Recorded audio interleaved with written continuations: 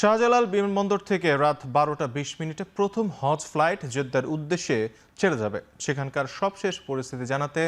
সরাসরি যুক্ত হচ্ছেন সহকর্মী আফজাল হোসেন। আফজাল, প্রথম হজ ফ্লাইটের বিস্তারিত জানাবেন।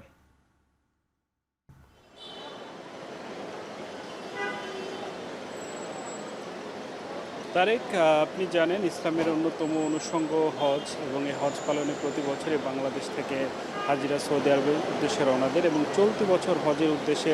রওনা দিবেন আর কিছুক্ষণ পরে, অর্থাৎ 12:30টা নাগাদ চলতি বছরের হজের ফ্লাইট শুরু হবে এবং এর মধ্যে দিয়ে আনুষ্ঠানিকভাবে এবারের হজ যাত্রা শুরু হচ্ছে। এবং এখন পর্যন্ত আমাদের কাছে থাকা তথ্য অনুযায়ী কিছুক্ষণ আগেই আশকোনা হজ ক্যাম্পে হজ ফ্লাইট উদ্বোধন করেছেন প্রধানমন্ত্রী তারেক রহমান এবং এর মধ্যে দিয়েই কার্যক্রম শুরু হয়েছে, অর্থাৎ একটু পরেই প্রথম ফ্লাইট যাবে এবং আজকে 14টি ফ্লাইট সৌদি আরবের উদ্দেশ্যে ছেড়ে যাওয়ার কথা রয়েছে এবং চলতি বছর প্রায় 260টি ফ্লাইট বাংলাদেশ থেকে সৌদি আরবের উদ্দেশ্যে যাবেন এবং এই ফ্লাইটে প্রায় 78,000 মুসল্লি হজ পালনের উদ্দেশ্যে সৌদি আরব যাচ্ছেন চলতি বছর। এবং সরকারি ব্যবস্থানে এর মধ্যে রয়েছে 4,556 জন এবং বাকিগুলো অর্থাৎ 73,900 কিছু বেশি হজযাত্রী যাবেন বেসরকারি ব্যবস্থাপনায়। এবং আমরা হাজিদের সাথে কথা বলেছি, তারা কি ইচ্ছা পোষণ করছেন, তাদের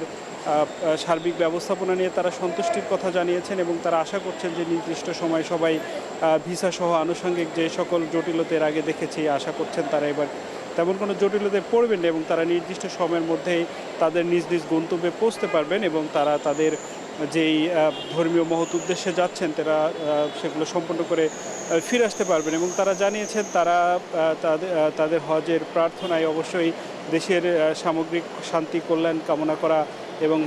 মানুষের মধ্যে যে ভেদাভেদ বিশৃঙ্খলা সেগুলো যেন না থাকে, সেগুলো থেকে সরে আসা এবং দেশটা যেন শান্তিপূর্ণ থাকে, স্বাভাবিক থাকে, সুন্দর থাকে, সবাই মিলেমিশে থাকতে পারে, সার্বঙ্গিক মঙ্গল কামনা করে তারা প্রার্থনা করবেন বলে জানিয়েছেন এবং তারা আশা করছেন নিরাপদে তারা সেখানে পৌঁছাবেন এবং হজের যেই আনুষঙ্গিক কার্যক্রম রয়েছে সেই কার্যক্রমগুলো সঠিকভাবে তারা পালন করবেন এবং তারা আশা করছেন যে যেহেতু এটি ইসলামের অন্যতম অনুষঙ্গ এবং এটা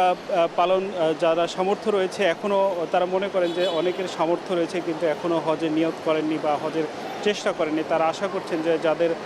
আল্লাহ সুবহানাহু ওয়া তাআলা সামর্থ্য দিয়েছেন তারা শিগগিরই হজের জন্য নিবন্ধন করবেন এবং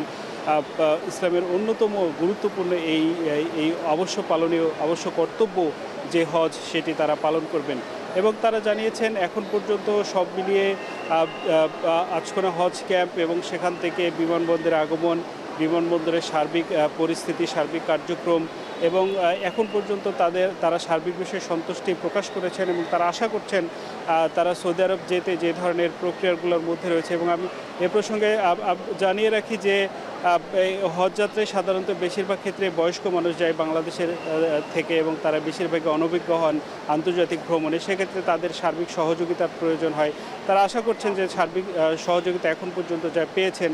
এবং বাকি রাস্তাগুলো তারা সহযোগিতা পাবেন এবং সুন্দরভাবে তাদের কার্যক্রম শেষ করতে পারবেন। তারিখেই ছিল এখন